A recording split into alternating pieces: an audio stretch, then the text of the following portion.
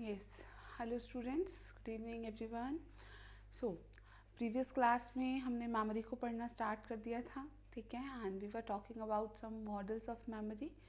We have covered 3 stage model and the level of processing model. Level of processing model की बात हमारी वैसे हो गई थी. एक बार वापस मैं दोहरा देती हूँ कि उस मॉडल में बेसिकली ये मेंशन किया है that the retrieval of information from memory will be based upon how deeper they have been processed. ठीक है, and they mentioned 3 levels of processing. वो 3 लेवल क्या क्या थे? तो सबसे shallow जो level of processing है that is on the basis of structure only. ठीक है, structural level of processing. उसके बाद सेकेंड जो था दैट इज अक्यूस्टिक या phonological level of processing and the third one was semantic which is based upon the meaning. ठीक है, इन तीनों को आपको याद है और इतना सा हमारे बात थी लेवल ऑफ प्रोसेसिंग मॉडल की. Now we will move towards next model. Next model क्या है? वर्किंग मेमोरी मॉडल कहते हैं या इंटीग्रेटिव मॉडल इसको कहते हैं. तो दोनों आप याद रख सकते हैं, वर्किंग मेमोरी मॉडल और इंटीग्रेटिव मॉडल. ठीक है, this is also very famous model of memory. इसका थोड़ा सा हम बैकग्राउंड कंसीडर करेंगे कि क्यों ये मॉडल प्रेजेंट किया गया. So the concept of STM propounded by Atkinson and Shiffrin was very narrow. So हम जानते हैं कि 3 स्टेज मॉडल में एटकिंसन एंड शिफ्रिन ने जो 3 स्टेज मॉडल दिया था उसमें उन्होंने STM का कॉन्सेप्ट प्रेजेंट किया था, but this concept presented by Atkinson and Shiffrin in their model was considered very narrow concept. They considered STM only as a short-term memory storehouse, but later studies disapproved it. तो Atkinson and Shiffrin ने सिर्फ इतना ही कहा कि ये short term memory store house है. Further इसके बारे में कोई बहुत ज़्यादा बात उन्होंने नहीं की. ठीक है, so they considered it only a storehouse, but later studies disapproved it.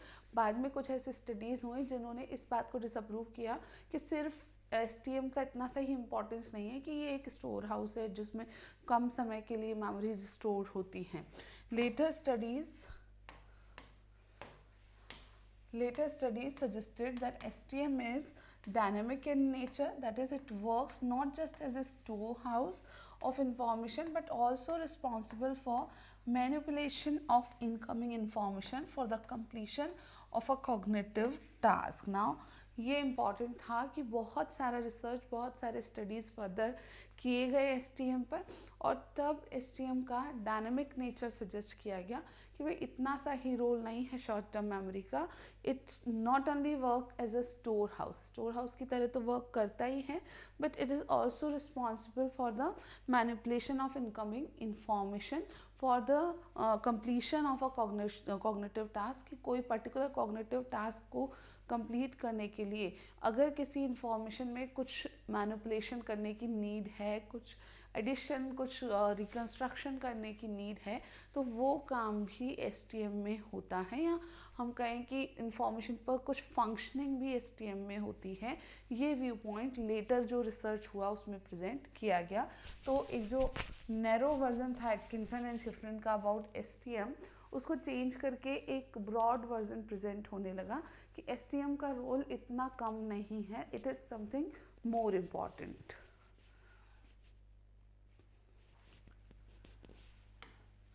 In 1974, Bedley and Hitch, after incorporating the idea of the level of processing, proposed a new model for STM and termed it as working memory. तो Bedley and Hitch ने जब level of processing का जो idea propose किया था, ठीक है,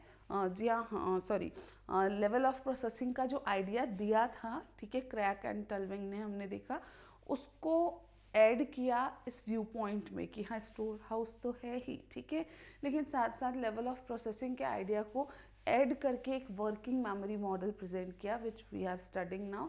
सो this working memory model was presented by Baddeley and Hitch. That is important.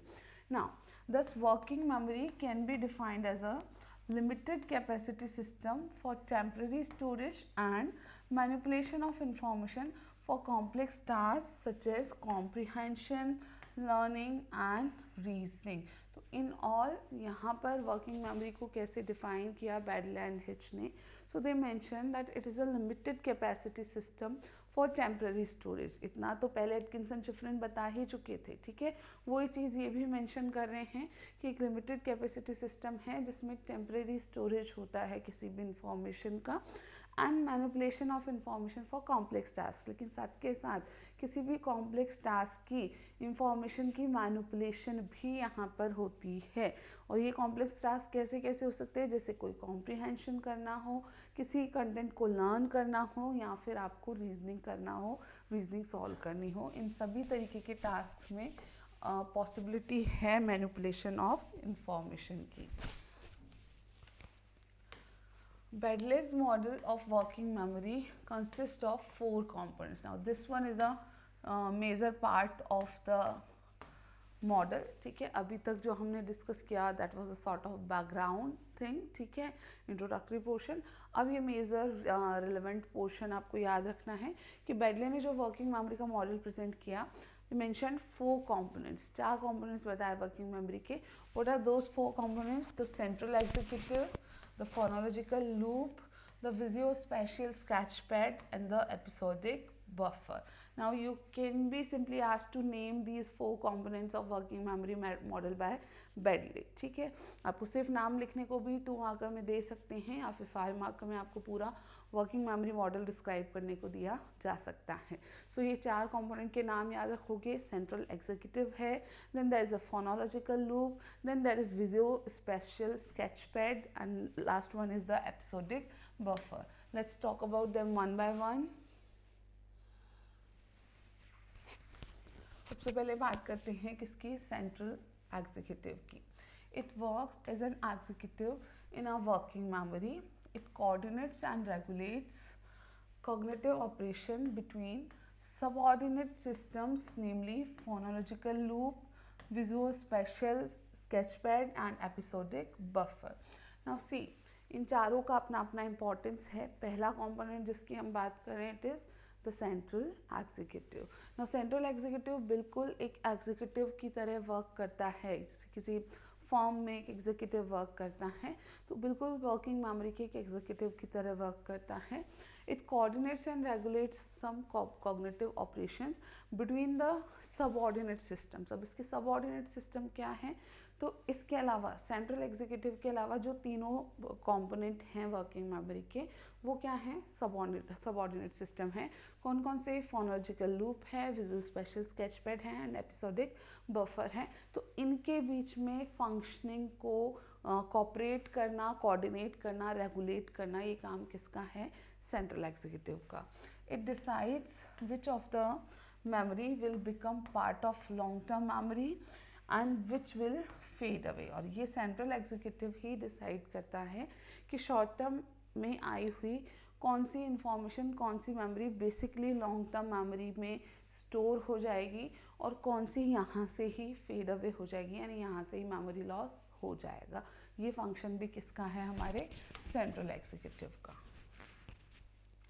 Now the second component is the phonological loop. It is responsible for storing verbal and auditory information. Now see, जो phonological level of processing की या अक्यूस्टिक level of processing की बात हम LOP model में पढ़ रहे थे, वहीं से यहाँ पर इन्होंने एक कंपोनेंट बनाया या इंक्लूड किया, और उसका नाम क्या रखा, फोनोलॉजिकल लूप. सो सिंपली ऐसी इंफॉर्मेशन जो वर्बल एंड ऑडिटरी नेचर की है, उस इंफॉर्मेशन को स्टोर करने के लिए कौन सा कंपोनेंट रिस्पॉन्सिबल है, phonological loop.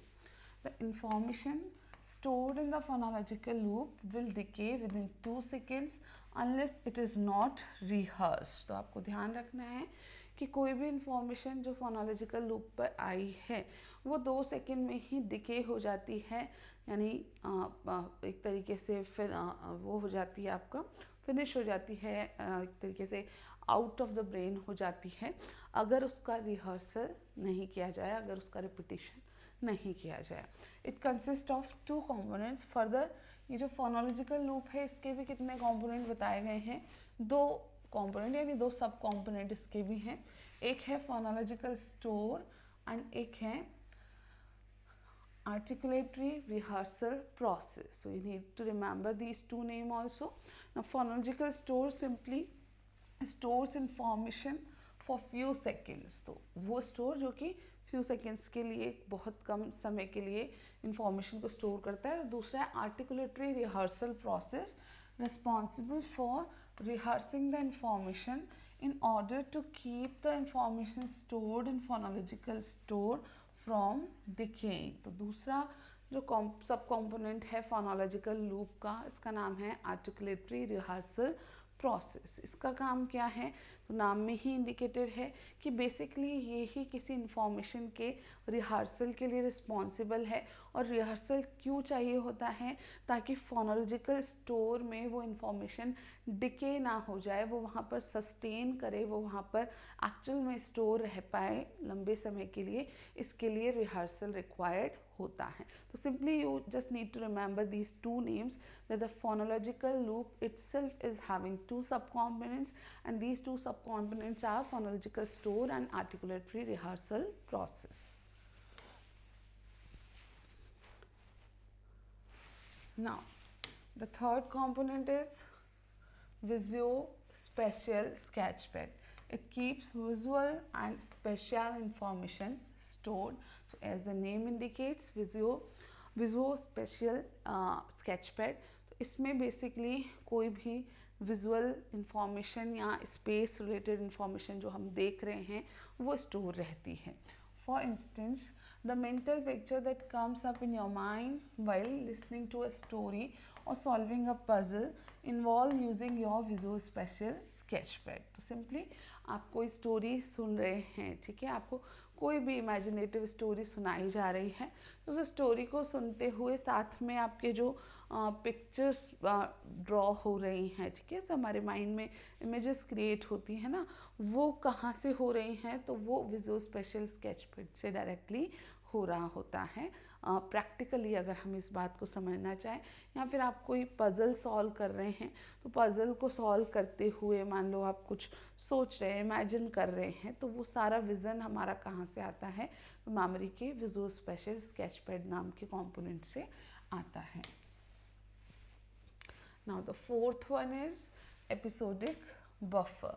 Now this episodic buffer is responsible for combining information from the phonological loop, visuospatial and long-term memory for generating a unitary episodic representation of information.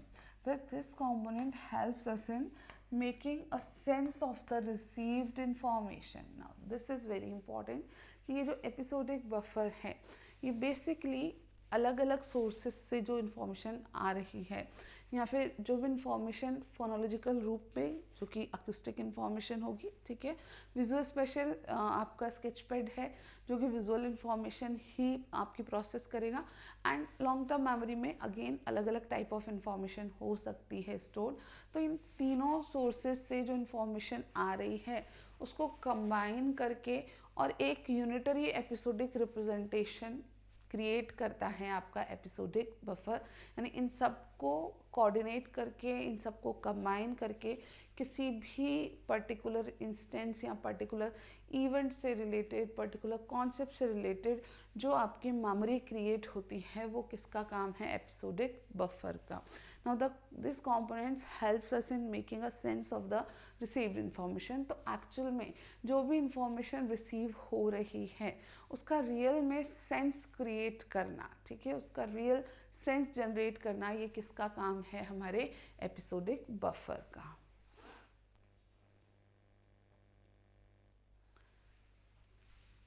You need to remember the functions of each of them. individually भी आपको इनमें से कोई भी 2 marker में दिया जा सकता है, like what is episodic buffer ऐसे करके दे सकते हैं, और write the function of phonological loop, इस तरीके से आपको 2 मार्कर में दे सकते हैं. Now we will talk about the next model. next model का नाम है parallel distributed processing model of memory. Now this one was presented by Rumelhart and Maclellan. ठीक है, पैरेलल डिस्ट्रीब्यूटेड प्रोसेसिंग, इसको पीडीपी मॉडल भी कहते हैं, simply PDP model. Rumelhart and McClelland ने ये मॉडल प्रेजेंट किया. Let's talk about this. This model assume that information processing takes place through the interactions of a large number of simple processing elements called units, each sending excitatory and inhibitory signals to other units. Now ये model थोड़ा सा अलग nature का है. ये क्या assume करता है, इस मॉडल में क्या अज्यूम करता है कि इंफॉर्मेशन प्रोसेसिंग जो है it takes place through interaction of a large number of simple processing elements. कि किसी भी पर्टिकुलर इंफॉर्मेशन की प्रोसेसिंग की हम बात करें तो ये बहुत सारे सिंपल प्रोसेसिंग एलिमेंट्स जिनको यूनिट्स कहते हैं उनके इंटरेक्शन के थ्रू ही इंफॉर्मेशन का प्रोसेसिंग पॉसिबल हो पाता है. नाउ ईच सेंडिंग, नाउ ये जो यूनिट्स हैं जो कि सिंपल प्रोसेसिंग एलिमेंट्स हैं, इनमें से हर यूनिट क्या करता है, excitatory and inhibitory signal send करता है. Now see these terms excitatory and inhibitory ये बहुत कॉमन है जब हम नर्वस सिस्टम की बात करते हैं. तो किसी प्रोसेस को स्टार्ट करने के लिए जो सिग्नल है दैट इज़ एक्साइटेटरी सिग्नल, और किसी प्रोसेस को स्टॉप करने के लिए जो सिग्नल है दैट इज़ इनहिबिटरी सिग्नल. ठीक है, तो बहुत डिटेल में तो नहीं जाना, बट आपको याद रखना है कि ये जो सिंपल प्रोसेसिंग यूनिट है जिनके इंटरेक्शन के थ्रू इंफॉर्मेशन प्रोसेस होती है, उनमें से हर यूनिट जो है वो दोनों तरीके के सिग्नल्स भेजता है दूसरे यूनिट्स को. दोनों तरीके के कौन कौन से, एक्साइटेटरी सिग्नल्स भी भेज सकता है या फिर इनहिबिटरी सिग्नल्स भी भेज सकता है. A fundamental assumption of the PDP model is that mental processes takes place through a system of highly interconnected units which take on activation values and communicate with other units. Again the same thing, हम basic assumption की अगर बात करते हैं PDP model का तो उनका कहना यही है कि कोई भी mental processes जो हैं वो एक सिस्टम बना हुआ है हाईली इंटरकनेक्टेड यूनिट्स का, उनके थ्रू ही मेंटल प्रोसेसेस होती हैं. और ये जो हाईली इंटरकनेक्टेड यूनिट्स हैं they take on activation values, इनकी अपनी अपनी एक्टिवेशन वैल्यूज़ होती हैं अपने ब्रेन में फंक्शन करने के लिए, and they communicate with other units, और हर यूनिट दूसरे यूनिट के साथ कम्युनिकेट करते हैं. अ neuron in the brain is a type of unit that combines with other neurons in a parallel processing mode to form larger systems. तो आप simply समझ सकते हो कि ब्रेन में जो हमारी नर्व सेल होती है, न्यूरॉन्स होते हैं, तो न्यूरॉन एक प्रकार का क्या है, यूनिट है, जिस यूनिट की बात इस पीडीपी मॉडल में की गई है. So every neuron in itself is working as a unit. Now, neuron in the brain is a type of unit that combines with other neurons in a parallel processing mode to form larger system. तो हर neuron दूसरे neuron से एक parallel processing करता है, यानी उससे कुछ signal receive भी करता है और उसको कुछ सिग्नल्स भेजता भी है, और इस प्रकार एक बहुत बड़े सिस्टम का क्रिएशन होता है जिससे कि कोई भी इंफॉर्मेशन जो हम रिसीव कर रहे हैं वो फर्दर प्रोसेस हो पाती है.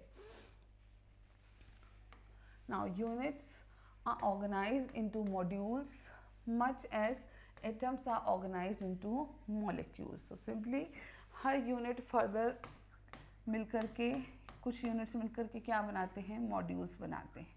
ये बिल्कुल उस तरीके से ही होता है जैसे एटम्स जो हैं वो मिलकर के ऑर्गेनाइज होकर के क्या क्रिएट करते हैं, मॉलिक्यूल्स क्रिएट करते हैं.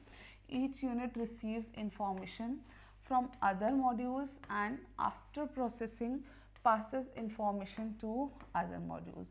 तो हर यूनिट जो है वो दूसरे मॉड्यूल्स से इंफॉर्मेशन रिसीव करता है, और प्रोसेसिंग करने के बाद यानी जो इन्फॉर्मेशन रिसीव हुई है उसको प्रोसेस करेगा, एंड उस इंफॉर्मेशन को प्रोसेस करने के बाद फर्दर भेज देता है टुवर्ड्स अदर मॉड्यूल्स. ठीक है, तो एक यूनिट रिसीव भी करेगा दूसरे मॉड्यूल्स से इंफॉर्मेशन को, और फिर उस इंफॉर्मेशन को जो रिसीव हुई है उसको प्रोसेस करके नेक्स्ट मॉड्यूल की तरफ उसको सेंड भी करेगा. सी नेक्स्ट मॉडल की हम बात करें, इट इज़ टलविंग्स मेमोरी मॉडल. अगला मॉडल किसका है, टलविंग का लॉन्ग टर्म मेमोरी का मॉडल है. He talked about long term memory basically. So long term memory is not a single store and is divided into two types according to this model, टेलविंग के model के according. ये LTM जो है वो single store house नहीं होता है memory का, और इसके दो टाइप्स हो सकते हैं। वो दो टाइप्स कौन से हैं? Explicit memory and implicit memory. Explicit is knowing that कि कोई चीज़, कोई इंफॉर्मेशन को you know that New Delhi is the capital of India, ठीक है। But implicit is knowing how, you know how to swim, ठीक है। सो कुछ प्रोसीजरल एक्टिविटी बेस्ड मेमोरी जो है हमारी, वो उनको इम्प्लिसिट मेमोरीज में रखा गया है यहाँ पर। और कुछ हमारी स्टेट फॉरवर्ड जिनको हम स्टेट कर सकते हैं, नॉलेज रिलेटेड आपका जो कंटेंट है जिसको आप बता सकते हैं that I know this, I know that is your explicit memory.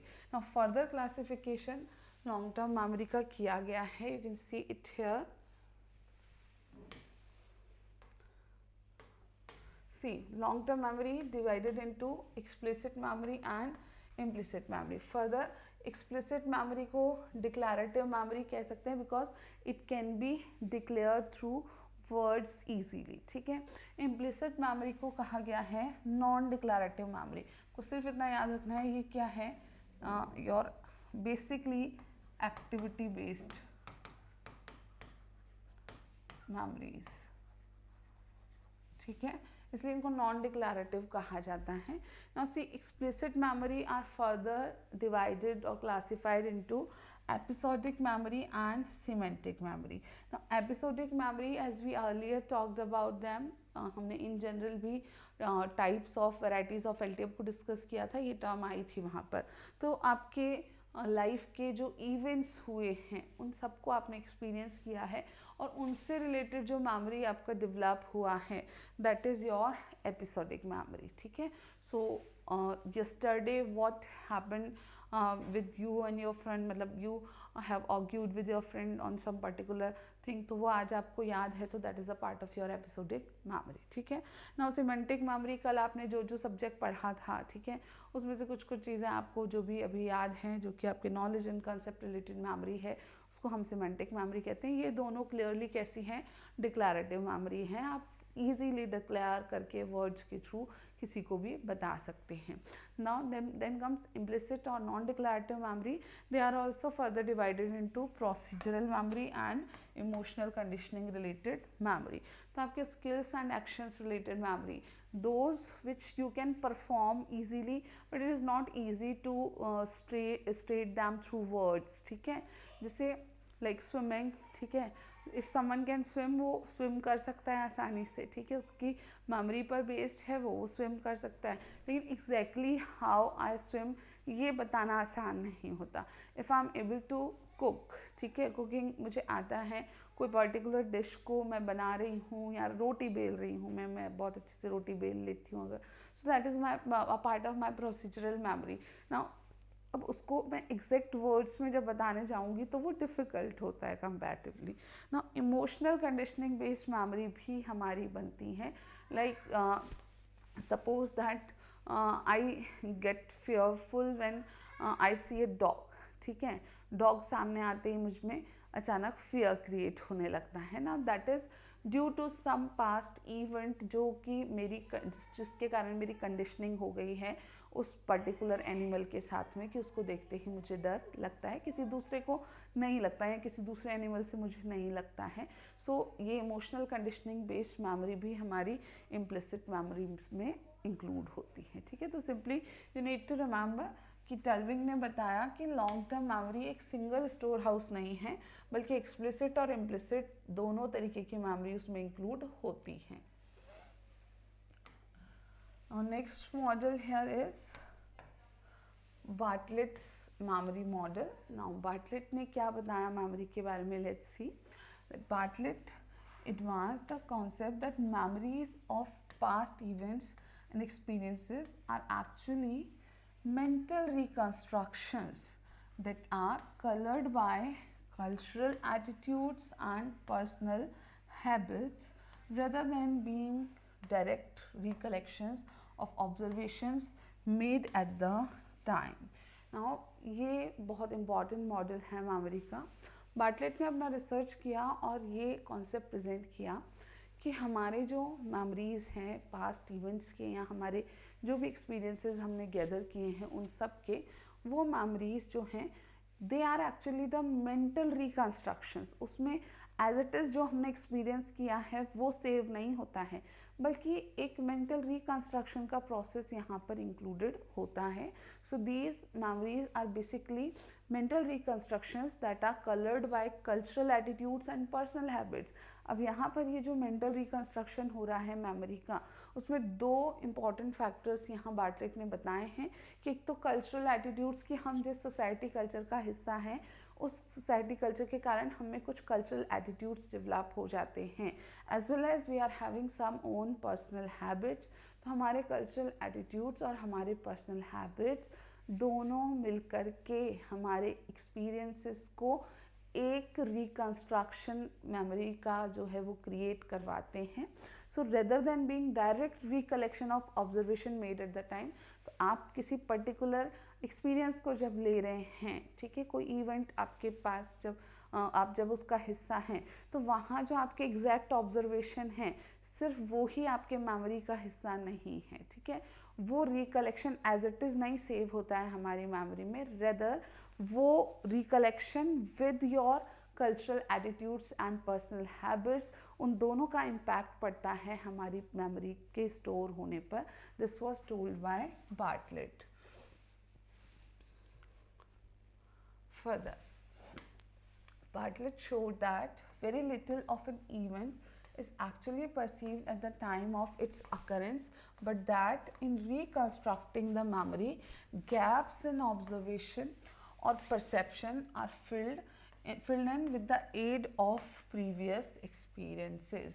Now, Bartlett ने अपने रिसर्च में ये क्लियरली बताया कि किसी भी इवेंट का बहुत थोड़ा सा हिस्सा एक्चुअली उसी समय जो हम परसीव कर रहे हैं वो हमारे मेमोरी में इंक्लूड होता है, but in reconstructing the memory, but हमारा ब्रेन ऑटोमेटिकली मेमोरी को रिकन्स्ट्रक्ट करता है।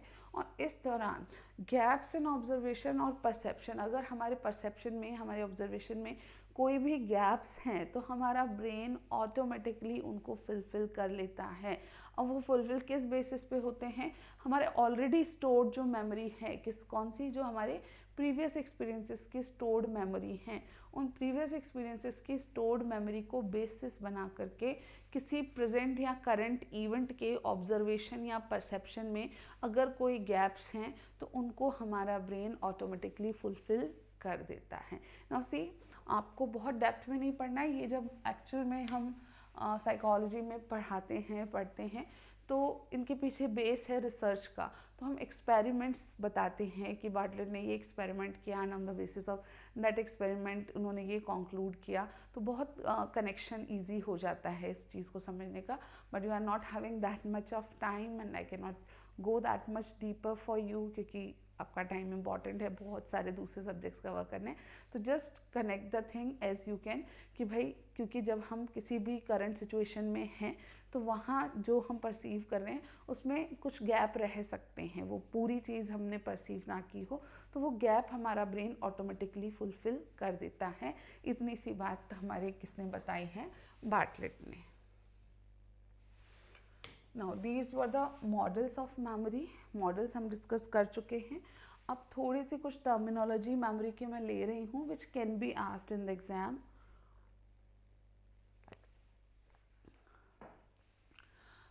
एक टर्म है the misinformation effect and false memories. So let's talk about misinformation effect. You can simply be mentioned to write about misinformation effect or the false memories। important है, ठीक है ना, memory जब भी पढ़ा जाता है तो इसको पढ़ना बहुत important है। so the misinformation effect is the tendency for information received after an event to interfere with one's memory of the original happenings। क्या है tendency for information received after an event to interfere with one's memory of the original happening। तो originally कुछ जो आपके सामने घटना हुई है, ठीक है, कोई इवेंट जो आपने ओरिजिनली परसीव किया हो उसकी मेमोरी को, ठीक है, आपने उसके बाद में कुछ इन्फॉर्मेशन रिसीव करी, ठीक है, आप करंट सिचुएशन में थे, मान लें आपके सामने एक एक्सीडेंट हुआ, ठीक है, आप वहाँ थे, आपके सामने ओरिजिनल हैपनिंग हुई है, लेकिन उसके जस्ट बाद में लोगों ने क्या क्या कहा, ठीक है, उसका जो इम्पैक्ट आता है हमारी मेमोरी पर, उसी को मिस इन्फॉर्मेशन इफेक्ट कहा जाता है, ठीक है। सो जो उस इवेंट के बाद में इंफॉर्मेशन आपको रिसीव हो रही है उस इवेंट से रिलेटेड, वो ओरिजिनल हैपनिंग की मेमोरी में इंटरफेयर करती है, उसको मैनिपुलेट करती है, और इसी को मिस इन्फॉर्मेशन इफेक्ट कहा जाता है. Now research has shown that the introduction of even relatively subtle new information later on can have a dramatic effect on how people remember events they have seen or experienced. So this is important कि जो research हुआ है miss information effect से related, वो clearly indicate करता है कि बहुत सटल न्यू इन्फॉर्मेशन जब दिया जाता है, ठीक है, कि कोई बहुत अलग नया इन्फॉर्मेशन उस इवेंट से रिलेटेड बहुत हम कहें ना धीमे से प्रेजेंट किया जाए, सटल इन्फॉर्मेशन यानी थोड़ा सा बदलाव करके उसको प्रेजेंट किया जाए, तो उसका भी एक ड्रामेटिक इफेक्ट हो सकता है हमारी मेमोरीज पर, यानी उस इवेंट को हम कैसे याद रखते हैं उस बात पर, ठीक है। तो आप ओरिजिनल में हिस्सा थे उस इवेंट का, आपके सामने मान लो कोई एक्सीडेंट हुआ, देवर लाइक टू व्हीकल्स, सपोज एक कार थी ब्लू कलर की, ठीक है, एंड एक बाइक थी रेड कलर की, ठीक है, दोनों का एक्सीडेंट हुआ, मान लो आगे कार चल रही थी, पीछे बाइक चल रही थी ना, आपने सामने देखा है उस समय, लेकिन जस्ट एक्सीडेंट के बाद में जो बातें, जो इन्फॉर्मेशन प्रेजेंट हो रही हैं, से कोई कोई बार बार लोग कह रहे हैं कि नहीं नहीं जो आपके कार वाला थे उसकी स्पीड बहुत ज़्यादा थी और सडन उसने स्पीड जो है वो लो किया, सडन ब्रेक्स दिए थे उसने ना, इन एक्चुअल वो हुआ था या नहीं था, that is not that much important, लेकिन जस्ट आफ्टर द इवेंट अगर आपको बार बार ये बात सुनने को मिल रही है, that will be a part of your memory, and this is known as misinformation effect.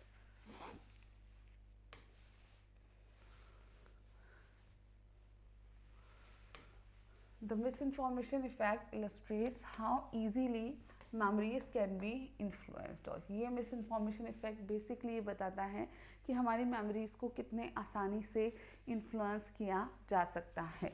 It also raises concerns about the reliability of memory, particularly when the memories of eyewitness are used to determine criminal guilt, referred to as eyewitness testimony.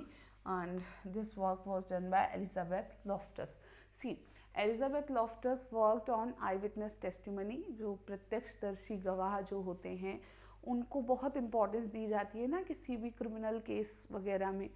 तो ये जो miss information effect है वो basically बताता है कि भाई memories हमारी बहुत आसानी से इन्फ्लुएंस हो जाती हैं, ठीक है, इवेंट के जस्ट बाद में कुछ बात आपको बार बार बोली जा रही है तो डेफिनेटली इन्फ्लुएंस हो जाती हैं. वो मूवी थी ना, आप सबने देखी होगी, I think, I am not recalling the name, Ajay Devgan वाली जो मूवी थी उसके फैमिली के साथ वाली, मुझे रिकॉल नहीं हो रहा है नेम, तो में से किसी को रिकॉल होएगा ना, तो दैट इज़ एन एग्जाम्पल है कि आप बार बार किसी चीज़ को प्रेजेंट कर रहे हो दूसरों के सामने, तो that becomes a part of their memory, ठीक है. सो ये जो आपका मिस इन्फॉर्मेशन इफेक्ट है, ये इस बात का एक बड़ा कंसर्न क्रिएट करता है कि हमारी मेमोरी या किसी भी आदमी की मेमोरी कितनी रिलायबल है, असल में उस पर कितना विश्वास किया जा सकता है, और पर्टिकुलरली आई विटनेस की मेमोरी जिनमें कि क्रिमिनल गिल्ट को हम कहें कि डिसाइड करने के लिए कि हाँ क्रिमिनल गिल्टी हैं या नहीं है, उस आई विटनेस की बात को, उसकी मेमोरी को एक बेसिस बनाया जाता है. इस पर बहुत ज़्यादा रिसर्च हुआ है आई विटनेस टेस्टिमनी पर एलिजाबेथ लॉफ्टस का, and she actually mention that, actually told that कि बहुत बार ऐसा होता है कि आई विटनेस जो बात एक्चुअल में कह रहे हैं वो उन्होंने रियल में देखा ही नहीं होता है, या जितना देखा होता है उससे ज़्यादा या कुछ अलग बता रहे होते हैं, और हम हमारे जो क्रिमिनल केसेस होते हैं उनमें आई विटनेस को जितना इम्पोर्टेंस देते हैं शायद वो उतना इम्पोर्टेंट उनकी गवाही नहीं होती है. ठीक है। तो सिंपली आपको तो मिस इन्फॉर्मेशन इफेक्ट अगर पूछा जाए तो याद रखना है। Now let's talk about forgetting from LTM। Forgetting क्या है, क्या क्या कारण हैं या क्या थ्योरीज हैं फॉरगेटिंग की, let's talk about them. Forgetting means failure of memory, it has different causes. So simply आपका मेमोरी या इंफॉर्मेशन जो आपने मेमोराइज किया वो रिट्राइव नहीं कर पा रहे हो या स्टोरेज ही नहीं हो रहा, तो इसको क्या कहते हैं, मेमोरी फेलियर या फॉरगेटिंग कहते हैं। And it has different causes. To understand the nature of forgetting, Hermann Ebbinghaus conducted the first systematic experiment in 1879. तो एबिंगहॉस का नाम आपको ज़रूर याद रखना है। हर्मन एबिंगहॉस ने फॉरगेटिंग के नेचर को समझने के लिए इस पर रिसर्च किया, स्टडी किया एंड एक सिस्टमैटिक एक्सपेरिमेंट अपने आप पर कंडक्ट किया in the year 1879।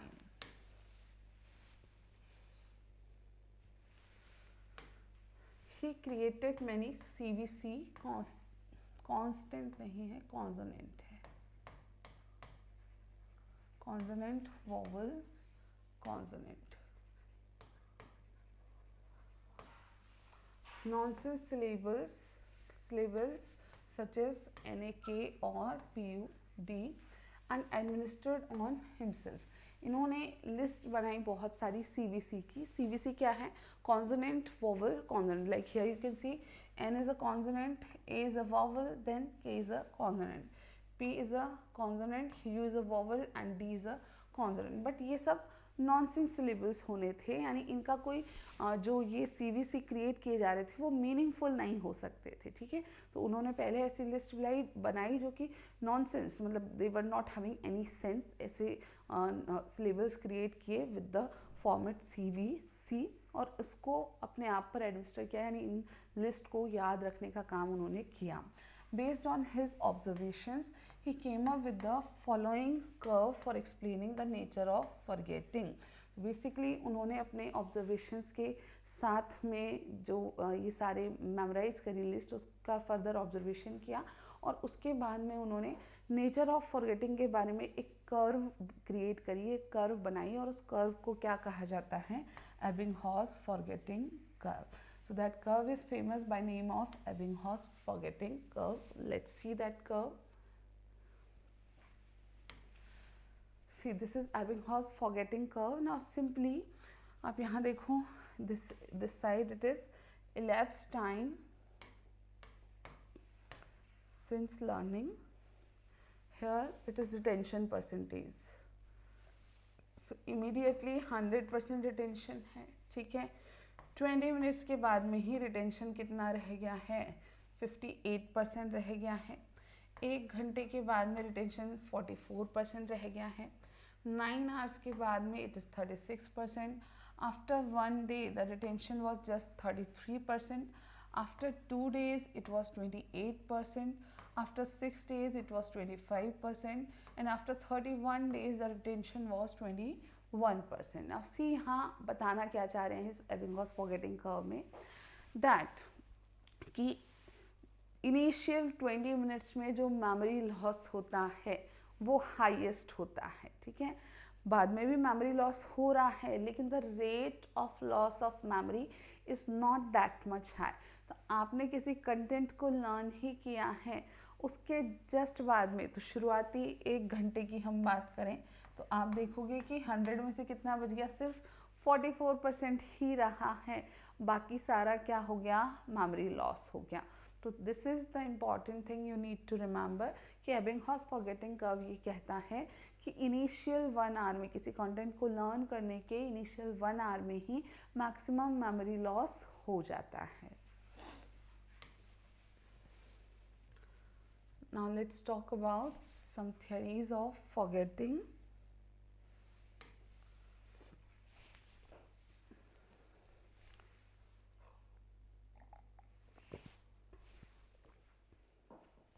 See, different theories have been presented to explain forgetting. So the first theory here we are taking is trace decay theory. So it proposes that learning causes changes in the central nervous system leading to the formation of memory traces. This is important कि trace decay theory का पहला assumption क्या है, क्या propose करती है कि जब भी हम लर्न करते हैं तो हमारे सेंट्रल नर्वस सिस्टम में कुछ फिजिकल चेंज आते हैं, एक फॉर्मेशन क्रिएट होती है और उसको क्या नाम दिया है, memory traces. So memory traces are the physical change in the brain due to learning. तो जब भी हम लर्न करते हैं किसी नई इन्फॉर्मेशन को, नए कंटेंट को, तो हमारे ब्रेन में क्या क्रिएट होते हैं, memory traces. Now when these memory traces are not used for a long time they fade away leading to forgetting. And simply जब इन मेमोरी ट्रेसेस का यूज़ लंबे समय तक नहीं किया जाता है तो ये मेमोरी ट्रेसेस फेड अवे हो जाते हैं, धुंधले पड़ने लगते हैं और इस कारण कंटेंट फॉरगेट हो जाता है या जो इन्फॉर्मेशन स्टोर हुई थी वो हम भूलने लगते हैं.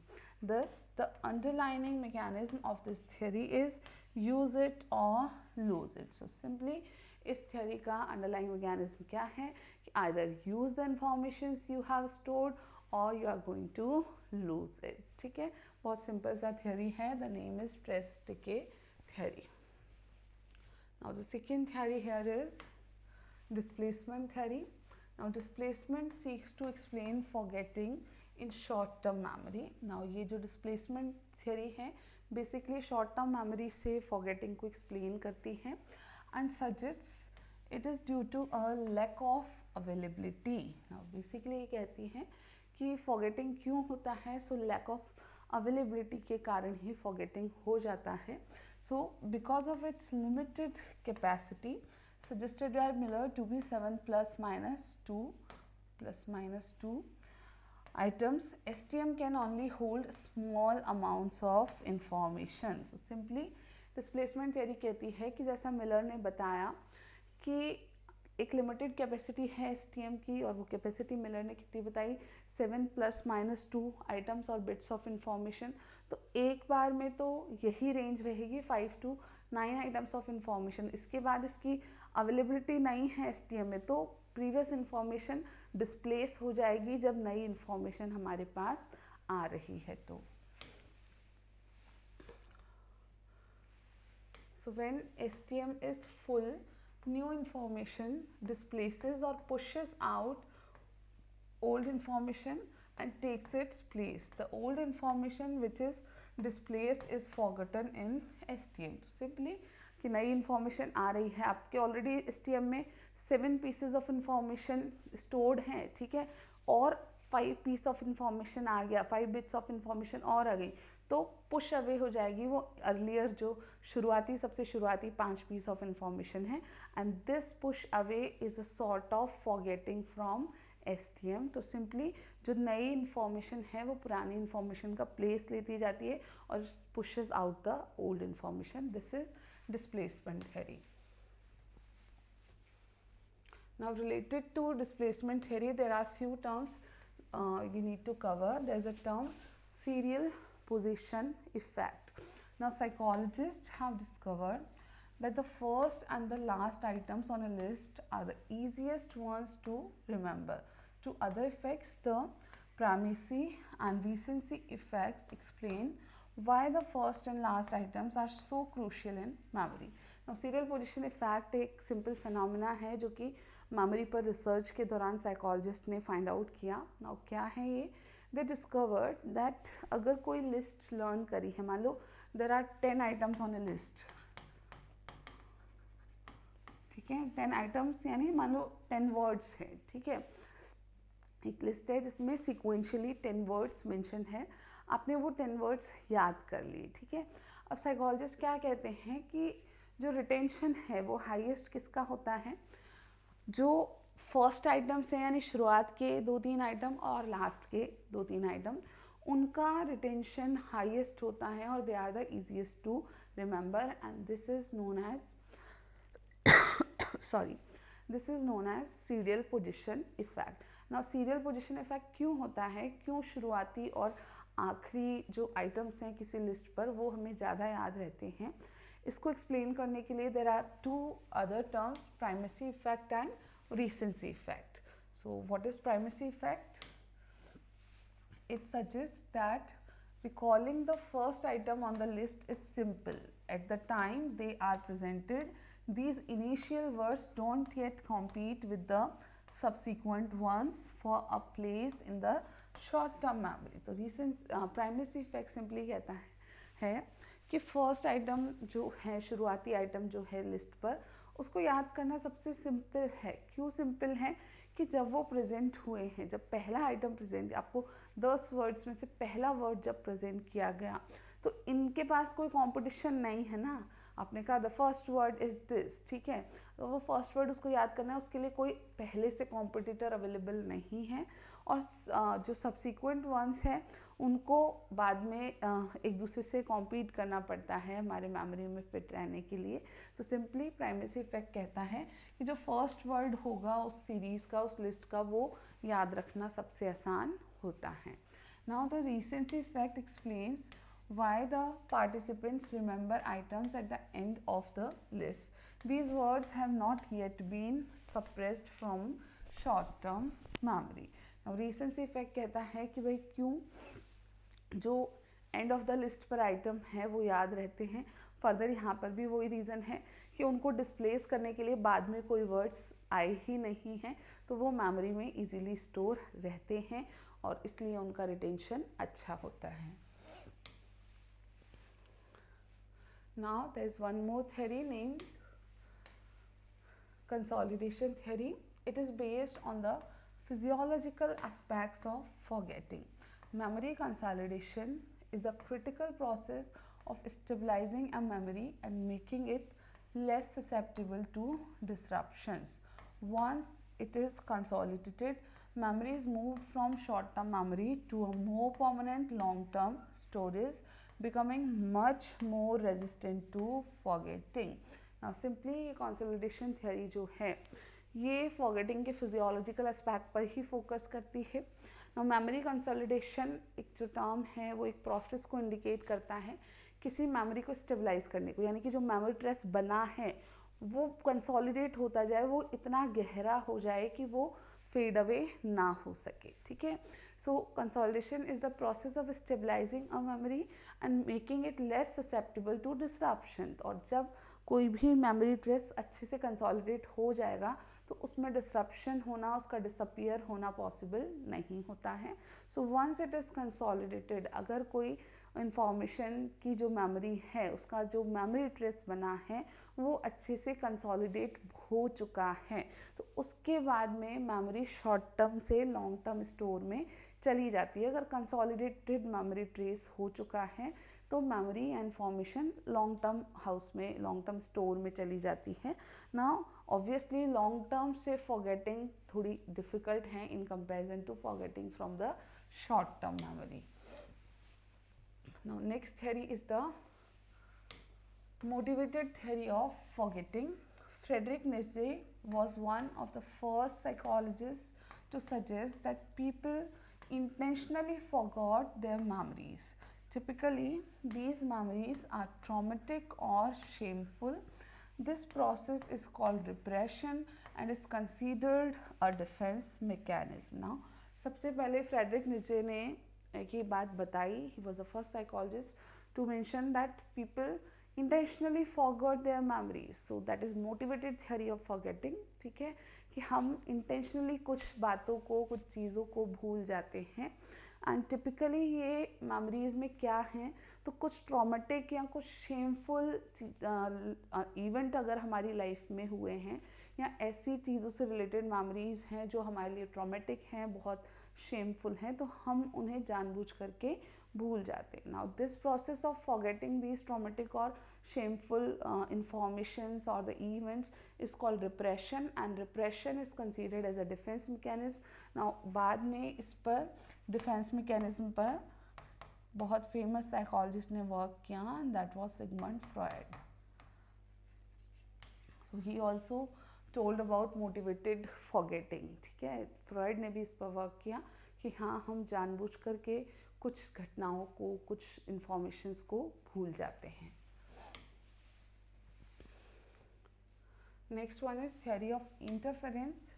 According to this view, a forgotten memory is neither lost or damaged but is only misplaced among a number of other memories which interfere with the recovery of one that was sought. It states that forgetting occurs due to interference with other memories. Now ये जो view point है interference theory का, ये क्या कहता है कि actual में जो मेमोरी फॉरगेटिंग हुई है या वी हैव फॉरगॉटन समथिंग, तो उस दौरान ना तो मेमोरी लॉस्ट हुई है ना डैमेज हो गई है, या वो इन्फॉर्मेशन ना कहीं खोई है ना ही डैमेज हुई है, सिर्फ वो मिसप्लेस हो गई है अमंग अदर मेमोरीज. ठीक है, बहुत सारी इन्फॉर्मेशन में वो पर्टिकुलर इन्फॉर्मेशन जो आपको चाहिए वो क्या हो चुकी है, मिसप्लेस हो चुकी है, और इस कारण से वो बहुत सारी दूसरी मेमोरीज जो हैं वो इंटरफेयर करती हैं with the recovery of that particular memory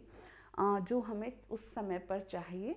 so it simply states that forgetting occurs due to interference with other memories. तो ये थ्योरी कहती है कि फॉरगेटिंग क्यों होता है, हम चीज़ें क्यों बोलते हैं, क्योंकि नई मेमोरीज या दूसरी मेमोरीज, नई भी नहीं ज़रूरी है, दूसरी मेमोरीज इंटरफेयर करती हैं हमारी उस मेमोरी को रिट्राइव करने में जो कि हमें चाहिए. Now interference can be of two type, proactive and retroactive interference. Now proactive interference की बात करें, so pro means forward, forgetting of newly acquired information due to interference from previously learned information. This is called as proactive interference. तो basically क्या है कि कोई नई information आपने जस्ट मान लो सपोज कि पहले सोशियोलॉजी पढ़ा, फिर क्या पढ़ा, बिहेवियर पढ़ा, या पहले एथिक्स पढ़ा फिर बिहेवियर पढ़ा. ठीक है, now what is proactive interference? तो आपका forgetting of newly acquired information, newly acquired क्या है यहाँ पर, बिहेवियर का कंटेंट है. ठीक है, due to interference from previously learn information. अब ये जब आपने पढ़ा तो आपको किसने इंटरफेयर किया, सोशियोलॉजी की इंटरफेरेंस हुई, this is A this is B. तो आपने बी कंटेंट को जब पढ़ा तो इंटरफेरेंस कहाँ से क्रिएट हुई, ए कंटेंट की इंफॉर्मेशन से क्रिएट हुई, and this is named as proactive interference. ठीक है, now what is retroactive interference? So retro means backward, so forgetting of previously stored information due to the learning of new information. अब ये इस manner में तो work करता ही है, लेकिन ये फॉरगेटिंग ऐसे भी वर्क करता है कि आपने क्योंकि बिहेवियर का कंटेंट लर्न किया इसलिए आप सोशियोलॉजी के कंटेंट में से कुछ चीज़ें नहीं याद कर पा रहे हैं. So this is named as retroactive interference.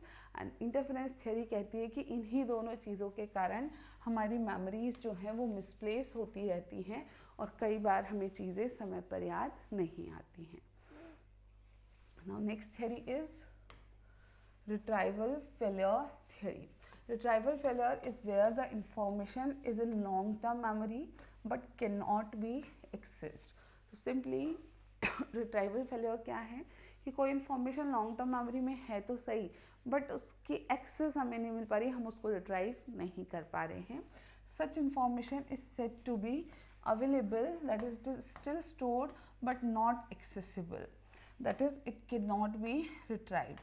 It cannot be accessed because the retrieval cues are not present. Now this is important कि किसी पर्टिकुलर इन्फॉर्मेशन को रिट्राइव करने के लिए sometimes we need retrieval cues, and जब retrieval cues available नहीं होते हैं तो कोई इन्फॉर्मेशन अवेलेबल होने के बावजूद भी एक्सेसिबल नहीं होती है. So lack of retrieval cues sometimes is also a cause of forgetting.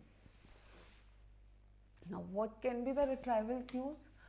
External और कॉन्टेक्स्ट डिपेंडेंट क्यूज हो सकते हैं रिट्राइवल क्यूज के फॉर्म में, like the environment when you stored the content. ठीक है, जो इन्वायरमेंट था जब आपने इंफॉर्मेशन स्टोर करी थी वो एज अ क्यू वर्क कर सकता है, like the smell, the place where you were at that particular time.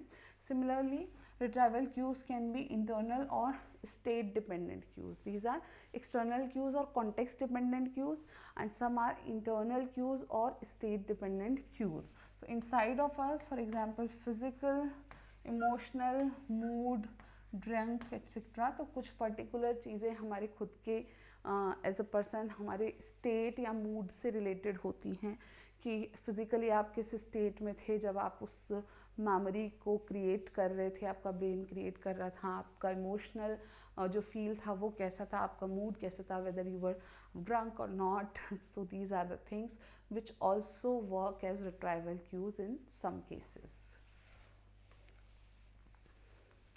Now there's a particular term, state dependent memory. So state और इसको कहते हैं mood dependent memory.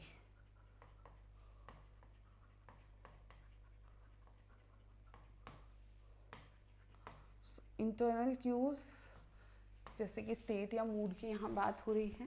So basic idea behind state dependent retrieval is that memory will be best when a person's physical or psychological state is similar at encoding and retrieval. तो ये simply ये बताता है state dependent retrieval कि कोई भी memory हम अच्छे से रिट्राइव कर पाएंगे, बेस्ट रिट्राइव कर पाएंगे जब जिस फिजिकल या साइकोलॉजिकल स्टेट में हम तब थे जब हमने मेमोरी को इनकोड किया है, ठीक है, जब हमने मेमोरी को स्टोर करने की प्रोसेस को इन्वॉल्व किया है और जब हम उसे रिट्राइव कर रहे हैं. मान लो you were very happy at that moment and now you are very angry. तो जब आपने कोई मेमोरी को इनकोड तब किया है when you are very happy, तो when you are very angry तो उसके रिट्राइव होने के चांसेस कम हो जाते हैं. Now information about current mood state is often stored in the memory trace. Now it is considered on the basis of research कि जो भी आपका current mood state है, जब आप कोई memory create कर रहे हो, आपका brain उसको बना रहा है, तो उस समय उस memory trace में आपका mood का जो भी स्थिति है वो भी store हो जाती है. And there is more forgetting if the mood state at the time of retrieval is different. And अगर रिट्राइवल के टाइम पर आपका मूड स्टेट वो वैसा ही नहीं है जैसा इनकोडिंग के टाइम पर था, तो उस केस में रिट्राइवल बहुत ज़्यादा डिफ़िकल्ट हो जाता है.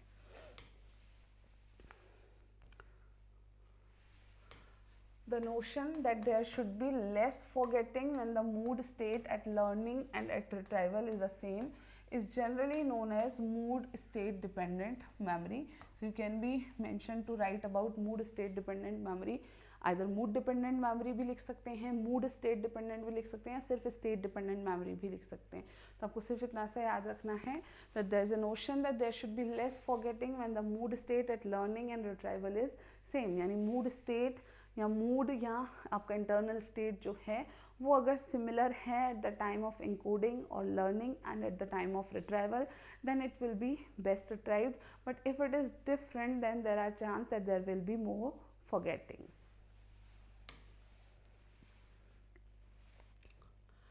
सो this is all for today. थोड़ा सा हमारा बचता है स्ट्रेटजीज फॉर एनहांसिंग मेमोरी वाला पोर्शन, वो अब हम नेक्स्ट क्लास में करेंगे, और फिर जो थोड़ा सा मोटिवेशन का बचा हुआ क्लास है उसको भी कवर करेंगे. ठीक है, that is all for today. Thank you for watching. Bye bye.